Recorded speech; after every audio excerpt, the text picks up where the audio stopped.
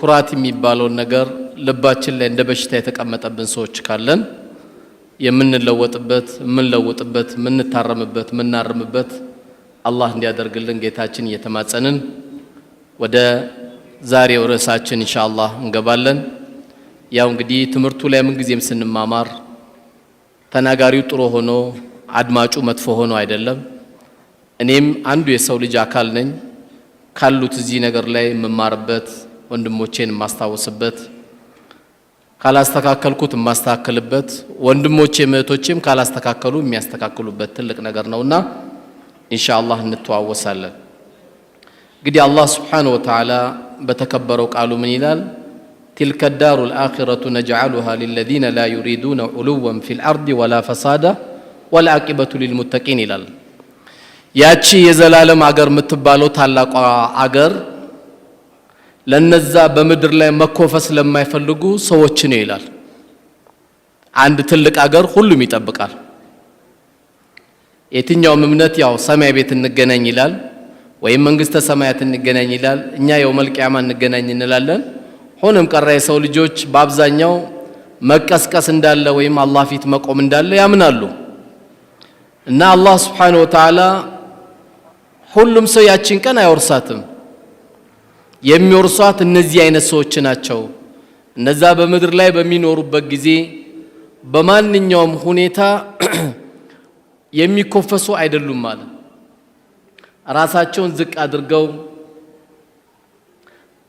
ራሳቸውን አሳንሰው ከትንሹ እስከ ትልቁ ላይ ሳይኮፈሱ የሚኖሩ የሆኑ ሰዎች አላህ Subhanahu Wa Ta'ala ያቺን ሀገር ያዘጋጀውት ለእንደነዚህ አይነት ሰዎች ነው ይላል። ዱንያ ላይ የተንባጣረረ ሰው የናቀ ሰው ያሳነሰ ይህ ሰው በኋላ በምንማማረው ሐዲስ እንኳን ጀነትን እንኳን ሽታዋን እንደማያገኝ ነው የተነገረው። ያቺን ሀገር ግን የሚወርሷት የመጀመሪያው መገለጫቸው ይላል አላህ Subhanahu Wa Ta'ala لا يريدون علوا ከፍ መታየትን የማይፈልጉ ናቸው ይላል አላህ Ta'ala።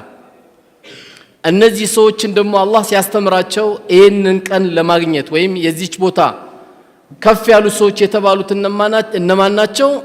አላህ ሲነግረን ስለነዚህ ሰዎች ምክር መክሯቸዋል። ያ ምክር የሚጠቀሙ ናቸው። ምንድነው ምክሩ? ወላ ተምሺ ፊል አርዲ መርሐላቸው። ኩራተኞች ካላቸው አንዱ መገለጫቸው ምንድነው? መሬት ላይ ነጠር የሚሉ አሉ። መሬቷ ሰፊ ሆና እነሱ ብቻ የሚያጥርባቸው ሰዎች አሉ። ወላ ተምሺ ፊል አርዲ መርሐ በምትሄድበት ጊዜ ነጠር አትበል። ለምን? ኢነከ ለን ተኽሪቀ الارض ወለን ተብሉغ الجبال طولا እነጥርባታለሁ ብትል መሬትን አሰነጥቃትም። ወደ ላይ ደግሞ ከፍ እያልኩ እነጥራለሁ ደግሞ ብትል ተራራ ላይ አደርስም እያለ ነው። ትንሽ ናንተ ሰዎች የበለጠ ትንሽነታቸውን የሚያዩት መቼ ነው? በአሁን ሰዓት የተነሳው አውሮፕላን 20,000 ጫማ ርቀት አለው ተብሎ ከአውሮፕላን መስኮት አግኝተ ወደ ታች ስታይ ጉንዳን ነው የሚያክል የሰው ልጅ ጉንዳን ቺን ነው የሚታከለው። ሺህ ሆኖ ተሰብስበው አሉ። ሺህ ጉንዳን ነው የሚመስሉት። ያነህና አንተ በመሬት ላይ በምትንቀሳቀስበት ጊዜ ምናቱን አትንበጣረር። መሬት የሚያንስበት ሰው ሆነ አትገኝ። ስለዚህ አንተ በጉዞ ላይ በምትሄድበት ጊዜ በመካከለኛ ነው የምትሄደው። አንዳንዴ ከፍ አትበል ሲባል ደግሞ አንዳንዱ ዝቅ ብሎ ስብር ብሎ የሚሄድ ካለ ይሄ እብድ ነው። ይሄ ራሱ ስለምና ስብራትን አይደለም የሚያስተምረው። ቀና ትላለህ፣ ማንንም ታከብራለህ። ዝቅ ማለት የሚባለው ነገር ምንድነው? ሰዎች ላይ የበላይ ሆነ አትታይ ነው እንጂ ከኢማን ቆጥሮ ጎንበስ ብሎ ሲሄድ ያዩት ዑመር ኢብኑ አልኸጣብ ቀናበል ነው ያሉት። ምክንያቱም እንዲህ ጎንበስ ብለ የምትሄድ ከሆነ ከመኪና ትጋጫለህ። እስልምና በድሎ ልትል ነው ከመኪና ተጋጭተህ ቀና ትላለህ። ድንገት ሰውነህና ያየ ወንጀል ካለ አይነን ትሰብራለህ። የማይፈቀድ ነገር ካለ አይነን ሰበር ታረጋለህ። ስለዚህ መንገድ ላይ በምትሄድበት ጊዜ ነጠር ነጠር አትበል እያለ አላህ ይመክረናል። ይሄ አንዱ የኩራት መገለጫ ስለሆነ ስለዚህ በቀስ ብሎ ከመሄድና መሬት ላይ ነጥሮም ከመሄድ በመካከለኛ ምክንያቱም ይሄ ኡማ ትልቁ መገለጫው ምንድነው? ኡመተል ወሰጥ ነው። በማንኛውም ነገር ይሄ ኡማ መካከለኛ ነው። ሲበላ አይኑ እስከሚያፈጥ ድረስ መብላት የለበትም። ሲበላ መካከለኛ መገለጫችን ስለሆነ ስንተኛ ሚሻንተኛለን ጧት 5 ሰዓት ምንነሳ ከሆነ ይሄ በሽታ ነው፣ ህክምና ይፈልጋል። ይሄም ትተዋለ ትተኛለ። ሳይንሱ የፈቀደልህ ሰዓት አለ፣ ሸሪዓው ደግሞ የፈቀደልህ ሰዓት አለ። ከኢሻ በኋላ ወሬ ማውራት የተጠላ ነው አሉ ነብዩ አለይሂ ሰላቱ ወሰለም። ከሱቢ በኋላ ደግሞ መተኛት የተወደደ አይደለም፣ ወደ ስራ መሄድ ስላለብህ ማለት ነው። እነዚህን ሲስተሞች ነው የምትጠቀመው። ሌላው የኩራት መገለጫ የሆነውን አላህ ሲነግረን ምን ይላል? ወላ ቱስዒር ኸደከ ሊናስ፣ ሰዎችን በምታናገርበት ጊዜ ጉንጭን አትስጣቸው፣ ወይም የንቀት አመለካከት እዚህ ጋር እያወራህ ነው፣ ግን የንቀት አመለካከት አታደርጋቸው። መናቁን ተውና ሐጃቸውን እንኳን ባትፈጽመው ቢያንስ አዳምጣቸው። ተነፈሳርላው خلاص እኔ አልችለውም አፉ በለኝ፣ ቀልብን ከምሰብር ብዬ ነው እንጂ ያዳመጥኩ እኔ አልችለውም። በንቀት ሂደት ግን እዚህ ጋር ያናገረ ፊትን ዞረ ማናገር የኩራተኞች መገለጫ ነው። ስለዚህ ወላ ቱሲር ኸደከ ሊናስ፣ ሰዎችን በምታናገርበት ጊዜ ዞር ብለህ ሳይሆን ጉንጭን አዙረህባቸው ሳይሆን እያየኸው ማናገር ነው ያለብህ። ከዛ በኋላ መጨረሻ በተሻለ መልኩ ትነግራለህ። ምክንያቱም ይሄ ኩራት የሚባሉ ሰዎች እንደ ምሳሌ የቀረቡ ብዙ አሉ። ትላንት ኩራቱ ጣራ ላይ ከመውጣቱ የተነሳ ፊርዓውን ምን አለ? አነ ረብኩሙል አዕላ አለ። ጌታችሁ ነኝ ብቻ እኮ አይደለም ያለው ፊርዓውን፣ እኔ ትልቁ ጌታችሁ ነኝ አለ። ትልቁ ከኔ ሌላ ጌታ አላቅላችሁም አለ። ቲቢቱ ወጠረው። ልክ ዛሬ ዓለም ላይ የፊርዓውን ጓደኞች እንደሚፈጥሩት አይነት ሕፃን ልጆችን የሚገል የነበረ ነው። يذبحون أبناءكم ويستحيون نساءكم አለ። የመጨረሻ ከኩራቱ ከንቀቱ የተነሳ ወንድ ልጅ ተወለደ ሲባል ያርድ ነበር። ሴቶችን ደግሞ ይተዋቸው ነበር። ለምን? ወንበሬ ላይ የሚመጡ አሉ ብሎ ስለሚፈራ። ለዛ ወንበሩ መክፈል ያለበት ሕፃን ልጅ መግደል ከሆነ ይገላል። ገደለ። ከኩራቱ የተነሳ ምን አለ? እኔ ነኝ ትልቁ ጌታ አለ። አላህ ደግሞ የሰራቸው ግፎች ከባድ ስለሆኑ ይህ ሰው እስከ የውመል ቂያማ መታወስ ስላለበት ምልክቱን አስቀመጠው። አላህ ምን አለ? فاليوم ننجيك ببدنك لتكون لمن خلفك آية አለ። እስከ የውመል ቂያማ ድረስ ጀናዛውን ምልክት አድርጌዋለሁ አለ አላህ። ይሄ ነበር አነ ረብኩሙል አዕላ የሚለውን ለማየት የፈለገ ግብጽ ሄዶ ማየት ይችላል ማለት ነው። አንተን ጀሰድን ሰውነትን እስከ የውመል ቂያማ ምልክት አድርጌዋለሁ። ማን ከለከለው? ለምን ሞተ? ማን ሙታለው? ሞተ። ያ ሁሉ አመታት ጣጊያ ነበር፣ ድንበር ያለፈ ነበር። ሕፃን ልጅን ከመግደል የበለጠ እኮ ልቡም አይኑም የታወረ ሰው የለም። ሕፃን ልጅን እስከ ማረድ የደረሰን ይሄን የተረገመውን ፊርዓውን አላህ ሱብሓነሁ ወተዓላ ያው ለምልክት አድርጌላቸዋለሁ አለ። ልብ ያለው ይማራል፣ ልብ የሌለው ሌላ 10 ፊርዓውን ጀናዛ ቢቀመጥለትም አይማርም። ግን እንደ ታሪክ መወራቱ ይህ ሰው አይቀርም። ያ ሁሉ ያደረጋቸው ጀነትን የፈለገች የሱን ጭካኔ የሱን መጥፎነት እንኳን ያየች እናታችን አሲያ የቤተ መንግስት ኑሮ ሳይናፍቃት ጌቷን የጠየቀችው ምን ነበረ? ረቢ ብሊኒ ኢንደከ በይተን ፊል ጀነ ወነጅኒ ሚን ፊርዓውን አለች። የምን ባል ነው? ከቆሻሻ ባል ጋር ምንድነው የምተኛው አለች። ቆሻሻ ባል ነው ብላ ተወችው። እሷ ጌታ ያንተ ዘንድ ቤት ስራልኝ፣ እኔ ቤተ መንግስት ይወታርልም የናፈቀኛለች፣ አንተ ጋር ያለው ቤት ነው አለች። ያን ቤት ስራልኝ ብላ ዱዓ ጠየቀች። ልጅ ከሚያርድ ሰው ጋር እንዴት ትተኛለህ? ልጅ ከሚያርድ ሰው ጋር እንዴት አብረህ ትቀመጣለህ? እንዴት አብረህ ታወራለህ የዚህ አይነት ሰው ጋር? አንተም ባይገልህ ነው የሚገርመው እኮ። ይህ ሰው ዛሬ አላህ Subhanahu Wa Ta'ala ለምልክት አድርጎ አስቀምጦታል። እስኪው መልቂያማ ማንም ሰው ያያዋል ማለት ነው። ልክ እንደ ፊርዓውን ደግሞ በታሪክ የሚታወቀው የምታውቁት ሱረቱል ቀሰስ ስንቀራ፣ ያው ሱረቱል ቀሰስ በአብዛኛው ታሪክ የሚያነሳው በቃ ስለ ሙሳ ነው።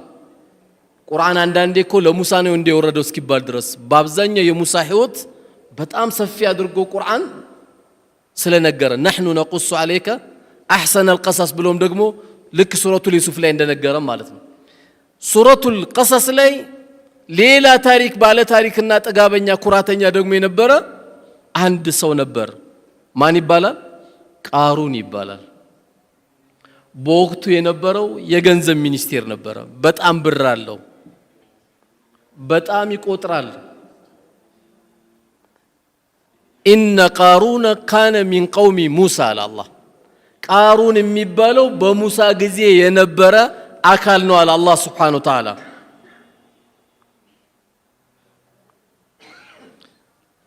ይህ ቃሩን ድንበር ባለፈ ጊዜ በወቅቱ የነበሩት አላህን የሚፈሩት ሰዎች ምን ብለው ይመክሩት ነበረ? ወብተጊ ፊማ አታከ አላሁ ዳረል አኺራ ይሉታል። ያንተ ሀብት ያንተ ነው፣ ያንተ መልካም ላንተ ነው። ስለዚህ አላህ ከሰጠ ርዝቅ አካፍል ስጥ አሉት። ወብተጊ ፊማ አታከ አላሁ ዳረል አኺራ፣ ያቺ የመጨረሻ ሀገር የሆነችውን ጀነት ግዛበት ብለው ሰዎቹ መከሩት። ይህን በመከሩት ጊዜ በጣም ቆሻሻ ንግግር ተናገረ። አንዳንዴ እንዲሚል ሰው ስላለ ነው። ዛሬም አንዳንዴ ቃሩኖችን አታጣም። በጣም ከበደው የተባለው ነገር ገንዘብ በጣም ስላለው አኺራ ገዛበት፣ የቲም ኸድምበት፣ ሸህ ኸድምበት፣ ዑለማ ኸድምበት፣ የአላህን ቤት ስራበት፣ ቤተሰብ አስደስትበት። ይሄ መልካም ስራ ብለው ነው ከሄዱት እነሱ። ምን አለሱ? ኢነማ ኡቲቱ አላ ኢልሚ ያለ እኔ የሁሉ ብር እኮ አላህ የሰጠኝ እንደሚገባኝ ስላወቀ ነው አለ። ልክ አንዳንድ የዘመኑ ሰው ይላል በኢልማችን በእውቀታችን በጥበባችን ይላል። ማታ 4 ሰዓት ተኩል ስታየው ያለ ጥበቡ ወርቋል፣ ተኝቷል እኮ። የቱን ያንተ ጥበብ? በአላህ ኃይል እንጂ አንተ የለህም። ቃሩን ከባድ ንግግር ተናገረ። በቃ አላህ እቺን ከባድ ንግግር ቁርአን ላይ ያስቀምጣት። ጉራው ደግሞ አላህ Subhanahu Wa Ta'ala ምን አደረገው? ይሄን ባለ ጊዜ فخسفنا به وبداره ገንዘቡንም እሱንም አስምጫዋላት መሬቱ። ያ የጎረረበት የሚባለው ገንዘብ መሬቱን ማናገራት አስምጭው ከነ ገንዘቡ። መጀመሪያ እሱ እየሰመጠ ነበረ። ከዛ ምን ብሎ ተናገረ? ሙፈሲሮች እንደሚሉት እኔ ሰምጬ ሙሳ ብሩ ሊወስድ ነው አይደል? ብሬ ሊወስድ ነው አይደል አለ። አሁን ሰው ማለት ያለበት ተውባ ነው እንጂ ያ ረቢ ይቅር በለኝ ማለት ሲገባው ብሬ ልትወስድ ነው አይደል? እኔ ሰምጬ ያለ አየህ ሲዘጋባ አቅለ ከነ ብሩ አለ አላህ ከነ ንብረቱ አላህ አብሮ እንዲሰምጥ አደረገው። እስከ የውመል ቂያማ የሚሰምጥ መሬት ውስጥ የሚሰምጥ ማን ነው? ቃሩን ነው። ገንዘቡም አልጠቀመው፣ ምኑም አልጠቀመው። ስለዚህ እኔ በእውቀቴ የኛ ዘር መጅዳህ አለው እኛ ዘር እኮ በደህነት አንታወቅም የሚል ካለ የቃሩን ጎረቤት አትሁን። ተው የዚህ አይነት ንግግር። ማንም የሰው ልጅ ሲወጣ ራቁትን የወጣው ከዛ አላህ Subhanahu Wa Ta'ala የሚፈልገውን ነገር አከፋፈለ ሲያከፋፍል ቂብላ ስለዞርክና ሙስሊም ስለሆንክ ሳይሆን ላላመነውም አላህ ይሰጠዋል ይሄ ኢየሱስ ስጦታ ኩራተኞች ሌላ ሶስተኛ ኩራተኞች በተለይ ወንበር አለን ጠባቂ አለን መሳሪያ አለን ከዓለማት ኃያልነን ለሚል ሁሉ እንደ አምባገነን ከሚገለጸው አንዱ ማን ነው ነምሩዝ ነው ነምሩዝ በማን ጊዜ የነበረ ነው በነብዩላህ ኢብራሂም አለይሂ ሰላም ጊዜ የነበረ ሰው ነው ይህ ሰው አነ ኡህይ ወኡሚት ብሎ ሁሉ ተናግሯል እኔ እገላለሁም ሕያውም አደርጋለሁ አለ እገላለሁ ሕያውም አደርጋለሁ ሲል የነበረው እስቲ ያሳየን ሲሉት አንድ ሰው ይገልና ከእስር ቤት ደግሞ አንድ ሰው ያወጣና ይሄው ሕያው አደረኩት ይሄው ገደልኩት ይላል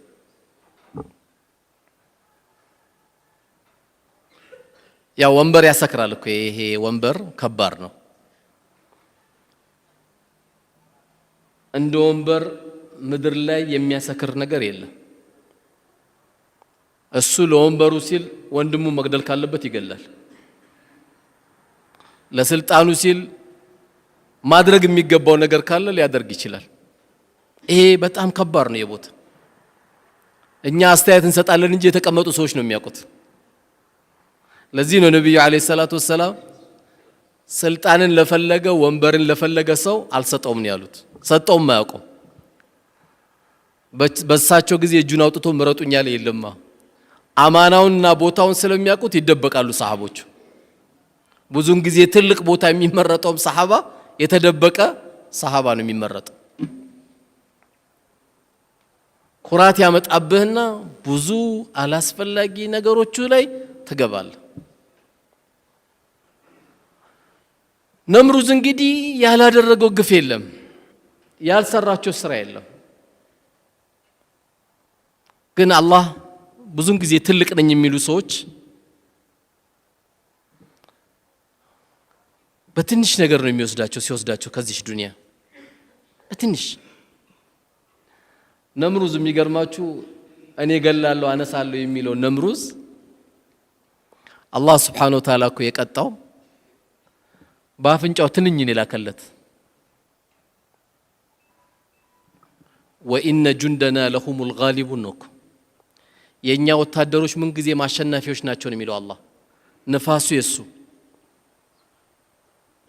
ፀሐዩ የሱ ዝናቡ የሱ ሁሉ የሱ ነው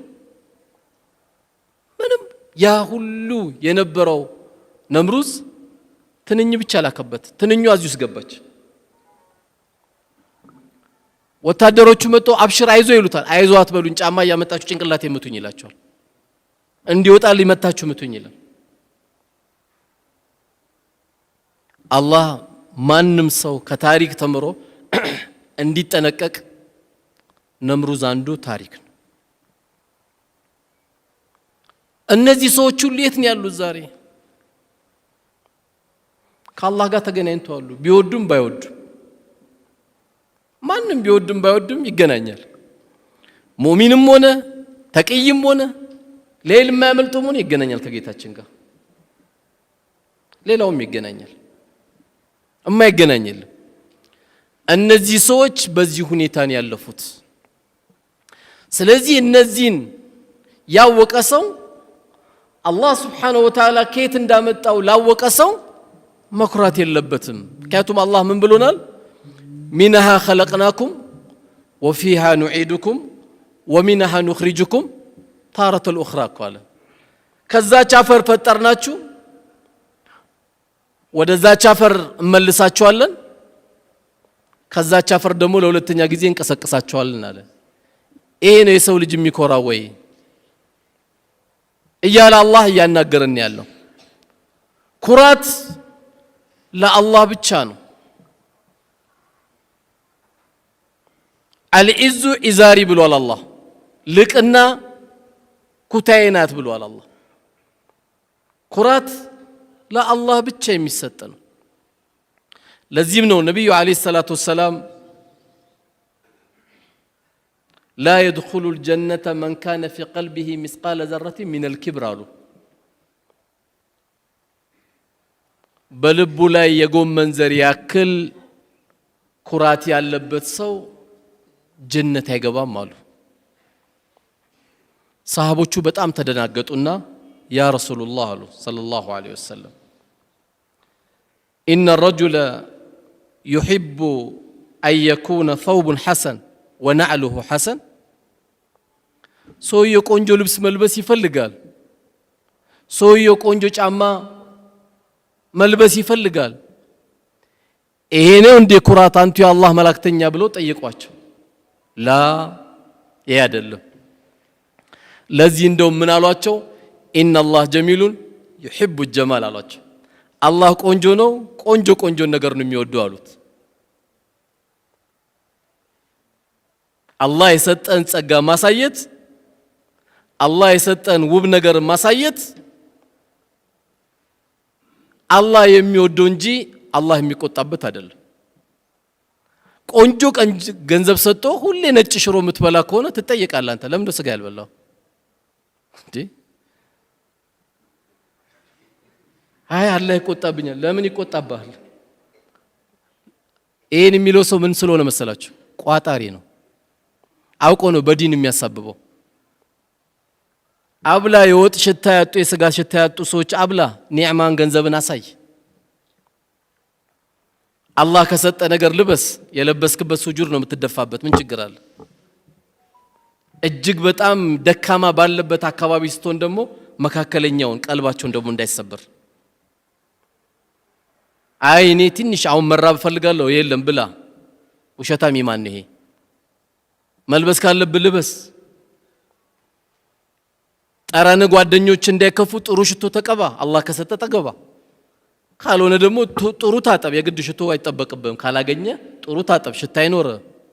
አላህ ቆንጆ ነገር ነው የሚወድ። ዝርክርክ ከሆነ ደግሞ አትግባ። ቤት ውስጥም ነቃ ብለህ ግባ፣ ፈታ ብለህ ግባ። በእርግጥ ከመስጊድ የሚገቡ ባሎች አምረው ነው የሚገቡት። ለምን? መብራት ይዘው ነው የሚገቡት። ቤታቸው ኑር ነው ይዘው የሚገቡት። አባት ከመስጊድ ሲገባ ኑር ነው ይዘው የሚገባው። ስለዚህ ኢነላህ ጀሚሉን ዩሒቡ ጀማል። አላህ ቆንጆ ነው፣ ቆንጆ ነገር ይወዳል። ቆንጆ ነገር በመብላት አላህ ይጠይቀኛል አይባልም። አንተ ብሉ ጠጡ ወላ ቱስሪፉ ነው፣ አታባክኑ ነው የተባለው። ቆንጆ በላ ገንዳ ላይ የሚጣል ምግብ እንዳታዘጋጅ ተጠንቀቅ። ይህም ምግብ ጠብቀው የምትሰጣቸው ሰዎች አሉ። በመብላት በመጠጣት በመልበስ አላህ የሰጠን ጸጋን ያሳየው። ዱንያም እኮ የበላሃት የጠጣሃትና ሰድቅ ያሳለፍካት ነው ያሉት ነብዩ አለይሂ ሰላቱ ወሰለም። እነዚህ ሶስቱ ናቸው። ባይሆን አሉ እሳቸው ኩራት ማለት አሉ አልኪብር፣ ኩራት ማለት በጠሩል ሐቅ ወገምጡ الناس አሉ። እንዳትረሷት፣ እቺ በደንብ አስምሩባት።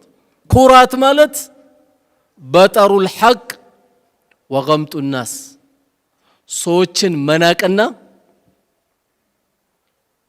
ሐቅን አለመቀበል አሉ። ትላንት ተወልዶ እንዴት ከዚህ ልጅ እኔ ሐቅን እቀበላለሁ ያለ ኩራት አለበት። ከማንም ቢሆን አንተ የሚጠበቅብህ ሐቅ ነው፣ ሐቅ ነው መቀበል ነው።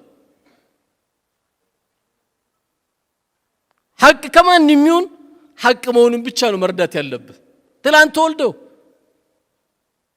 ገና እኮ ዓመት አልሞላውም ኪታብ ከያዘ ይላል። አንዳንዱ ኪታቡን ፍትፍት መበያ አድርጎት እሱ አይሰራበትም። ሰው ሲናገር ደግሞ ይቆጨዋል። ሐቅ ከማንም ይሁን በሐቅ ነው አንተ ማሸነፍ ያለብህ።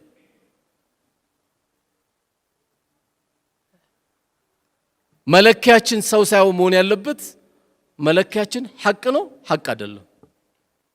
ሁለተኛውን ደግሞ ምን አሉ? ወገምጡ الناس አሉ። ሰዎችን ማሳነስ መጣ። ደግሞ ይሄ የደሃ ልጅ ይላል አይደል? አንዳንዱ የደሃ ልጅ ይላል። ማናንተ ግን በአላህ የድሃ ልጅ ሱብሃንአላህ ኢነላህ ገኒይ ወነሕኑ ፉቀራ አላህ መሬት ላይ ካወረዳት አንጻር ስናይ እኮ ገኒይ የሆነው እሱ ብቻ ነው ፉቀራ ሁላችንም ነን